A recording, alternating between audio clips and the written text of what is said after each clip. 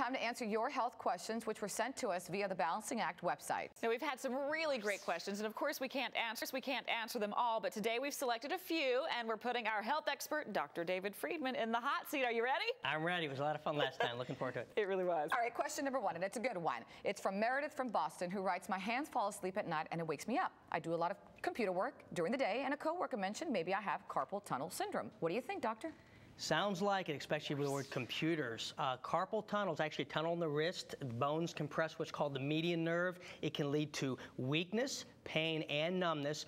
A good way to know if you have it, if it wakes you up at night numb and you shake it and you get relief, more than likely that's carpal tunnel.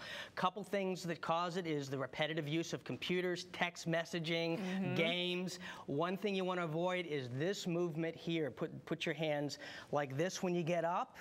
Crawl into bed. If you're doing push-ups, use your fist. That movement, slamming a door even, use your fingertips or fist. Avoid that movement. That's what we do when we do computer work. Another thing is an ice-heat combo. I recommend put your hand in some ice water for about 10 minutes, then warm water. And with warm, what does ice do? Compresses the vessels, gets rid of the blood and swelling. Then warm brings fresh new blood supply by opening the vessels. Oh. Couple things you can have at home. Watermelons are great. They're a diuretic, gets rid of a lot of the fluid. Pineapples are good. They have bromelain, which is an anti-inflammatory. Wow. Yum. You always have such great information. Okay, our next question is Candace from Texas. She says, my jaw makes a popping sound when I open it. It's embarrassing when I eat, and I also wake up with pain along my jaw most mornings. What could cause this, and what can I do for it? Actually, it sounds like TMJ dysfunction. That stands for temporal mandibular joint. This is the mandible and the temporal bone where they meet. That's the TMJ.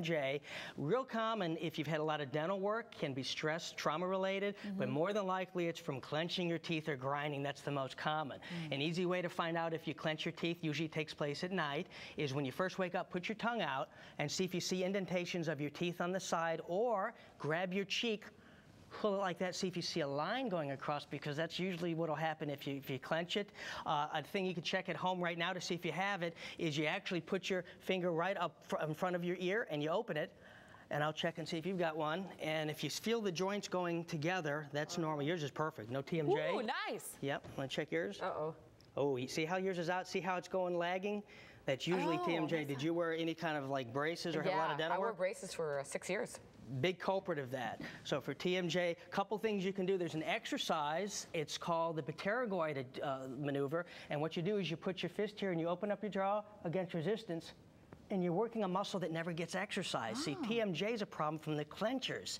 And our masseter muscles, what clenches? 150 pounds of pressure from the clenchers. So that's a powerful muscle. We don't want to exercise that. We want to exercise the opener, and that's a real good one as well. So real good exercise. If you're a side sleeper, avoid sleeping on your shoulder because your mouth can open at night, so you want to slide your shoulder forward. And that's another quick tip for TMJ. Great advice. Okay, question number 3. This is a good one too. Ellen from Idaho is asking about her headaches, and she writes, I get headaches at the base of my skull after I read for a long period of time, or maybe when I'm working at the computer. That's the only time I get them. I've had my eyes checked. They're fine. What do you think is causing this, doctor? Sounds like positional head tension causing the headaches. How much does the average head weigh? Do you know? Take a guess. 8 pounds. What do you say? 5 pounds. You're closest. It's actually 10 pounds. That's what the average head weighs. So watch this. If you get a bowling ball that's 10 pounds here and hold it, easy to hold, no stress. What if you do this? Oh, it's a lot harder. A lot harder, more stress on the muscles. Head weighs 10 pounds, but the law of physics says for every inch your neck is forward, add another 10 pounds to the weight of your head. So push your back against the chair and then tuck and type. Your head's 10 pounds. Watch this. 20 pounds, 30. Now you're typing with a 70-pound head. Doesn't really weigh it, but it feels like it to those muscles. That can cause headaches. So driving habits, another thing, they slouch it while you're driving. If you're a long-term driver, quick tip, get your rearview mirror and tilt it 1 inch up.